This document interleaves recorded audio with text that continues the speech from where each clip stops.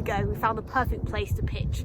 This little hidden divot in the ground that's not visible from the bridleway behind us. And there's definitely enough space here for at least 2 small tents. So yeah, that's good. Sunset is probably in about 30 minutes, so we're gonna pitch up quite quickly and yeah, get settled down for the evening. And it is starting to rain, so I'll come back to you when hopefully it eases off a little bit. Happy with that, Steph? Happy, yep, happy with this. Good. All good. Right, wigwam time.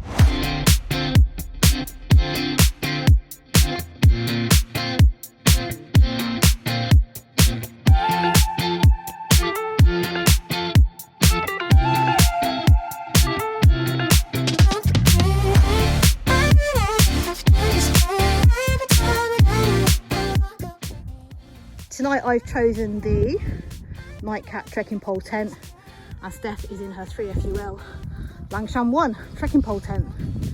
There we go, not bad. And it stopped raining, which is a bonus.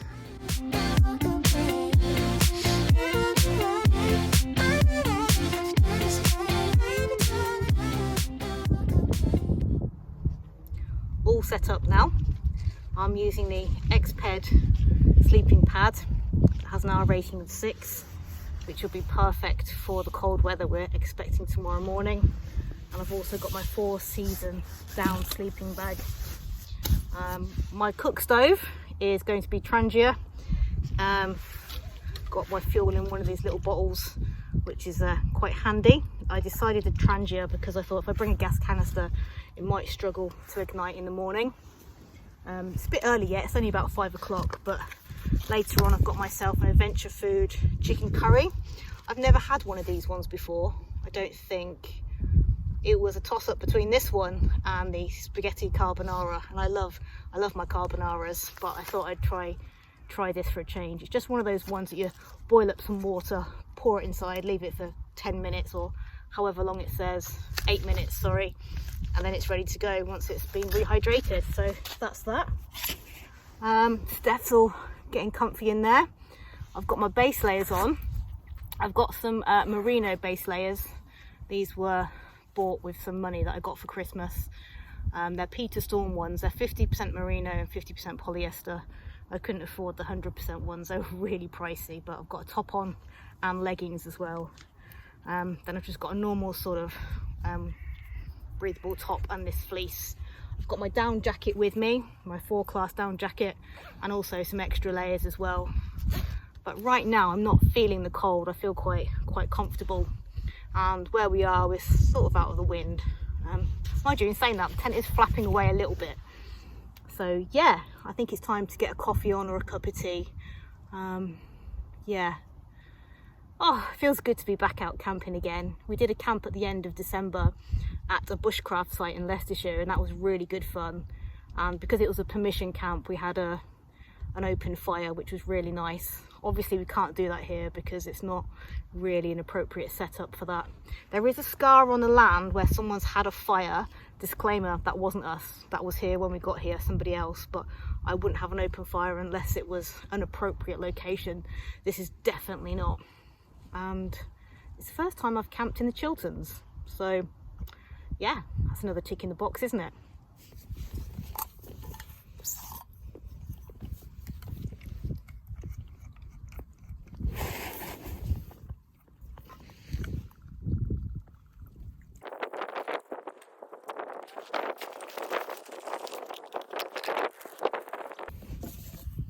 Oh no, I've forgotten the bit that sits across my Trangia. Does that mean you can't? Yeah. Yeah. We have.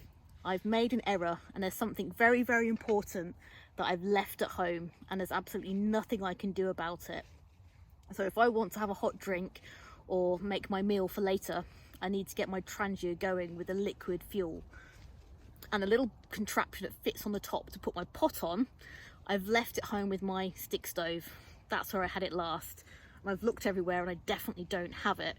So, you know, you can't just put a pot or a pan straight onto the Trangia. It will just extinguish it and it won't work. But luckily,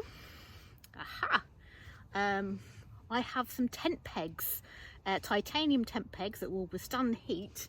Take the little guy line bits off them, and yeah, make sure my pot will stand on that. So yeah, 10 out of 10 for innovation. I will obviously have to keep an extra eye on it to make sure it's stable and balanced. I don't want any fireworks tonight, but yeah, tent pegs. What a good idea.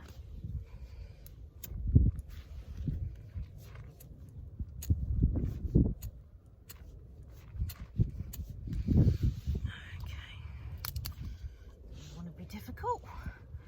You're going to be difficult.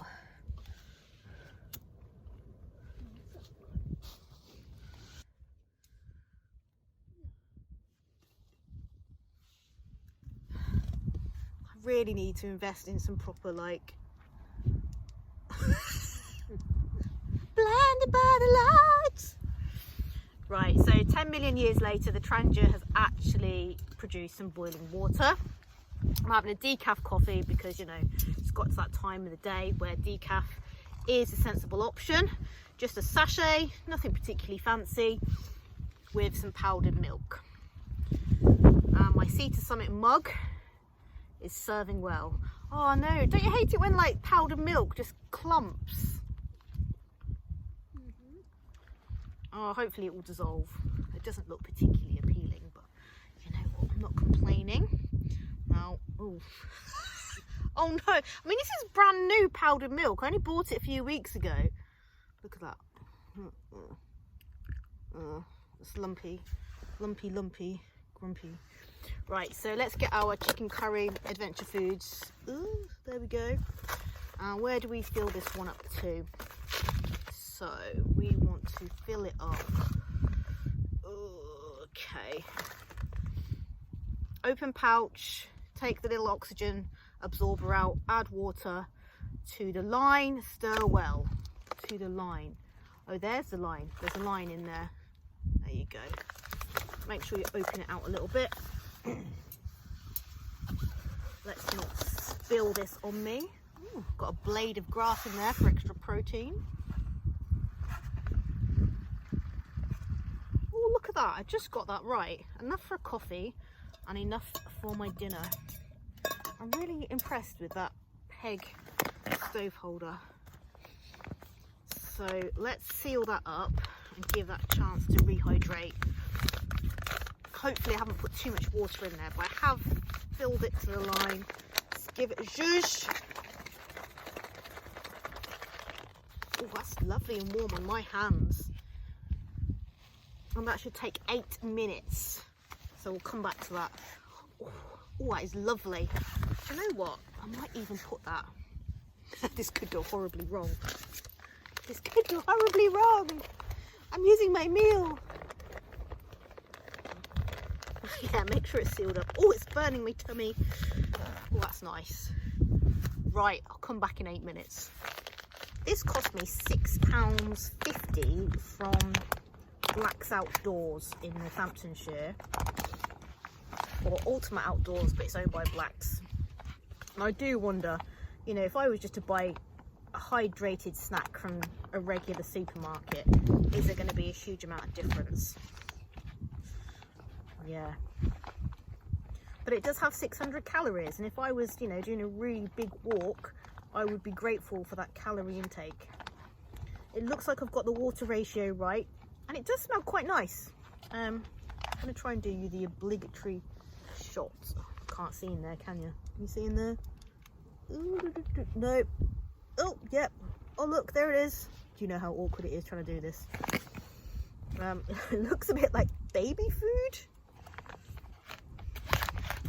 You want to make sure you get the bits right at the bottom as well, because nothing worse than taking a spoonful and it's still got that powdery residue on it.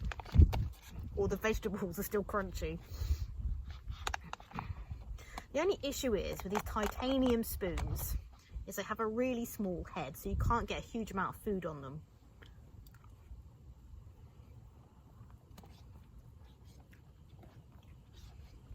It's not as nice as rice that you would make at home, where you've boiled it yourself properly in the kitchen.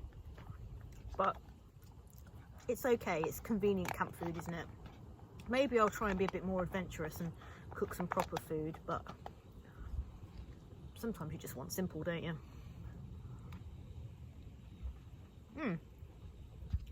It's likeable enough. I'm happy with that.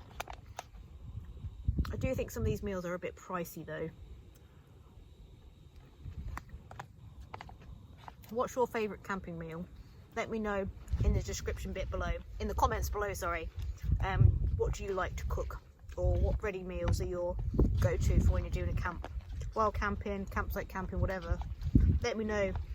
Do you like to be extravagant? Do you like to, you know, bring loads of herbs and spices and your own little chopping board, or are you more like me, just really simple and keep it quite straightforward? What's the worst camping meal you've ever had? It was probably, for me, about 3 weeks ago when Steph and I were camping in Leicestershire. We tried to do some baked potatoes on an open fire. Didn't work. Tried to cut them up, have some chips, fry them. They were edible. They weren't amazing. They provided sustenance. Okay, I'm going to carry on eating and I'll catch up with you a little bit later before bedtime.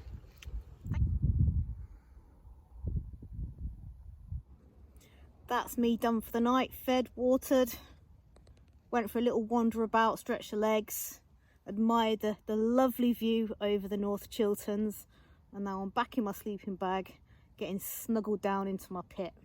Sunrise is just after 8 AM tomorrow, but we'll be packed away way before then. But it'd be nice if we get a clear sky for a nice sunrise, but you know, you can't always guarantee these things. But so far it's been a great camp, and all the kit's performing really well.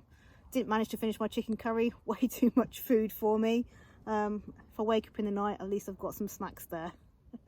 Right, good night folks, and I'll see you in the morrow. Night night. Good morning campers, it's just gone 5 AM in the morning and it's -3 here in the North Chilterns. Woke up because I was a little bit hungry, and well, I decided to finish off last night's chicken curry, and I've just opened up the vestibule and it's nice and frosty. That's going to be a pleasure to pack away later. Let me turn around and show you. There we go, some frost. It's definitely going to be gloves and hats weather today. Ooh, chilly manilly. Trangia has lit first time, hooray. That's good to know. Time to get that brew on.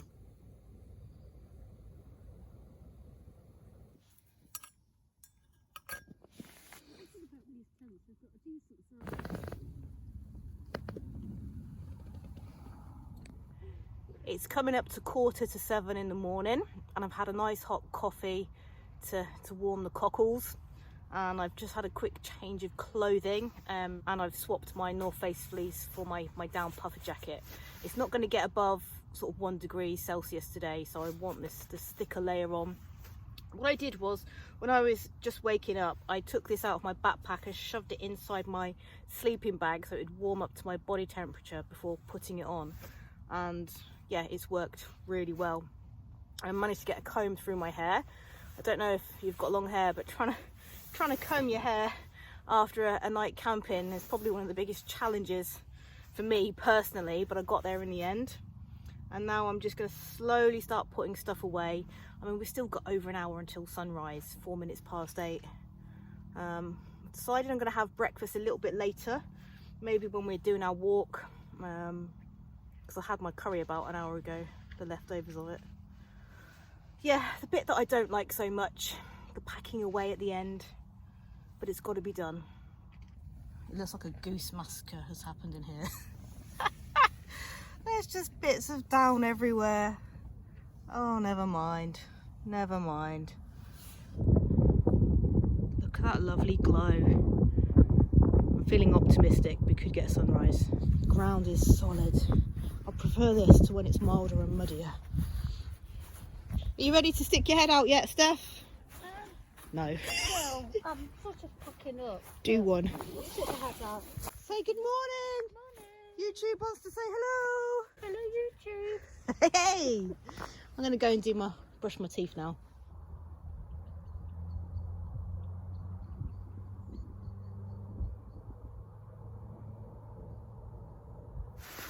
The most joyful part of any camp is always packing away. And look at the sparkles on that. Wasn't any on the inside, just the outside, but we had a good hard frost. Beautiful. Gotta love a bit of winter wild camping.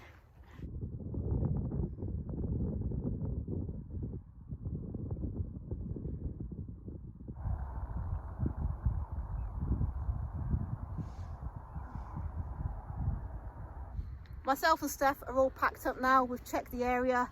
Leave no trace. Take all your rubbish home with you and make sure it's better than how you found it. That's my new motto, isn't it? Cool. I'll just show you to prove it. And that scar on the land that looks like a fire pit, that wasn't us. That was somebody else. My nightcat tent was just under that thin tree there. And Steph, a little square patch where her langshan was.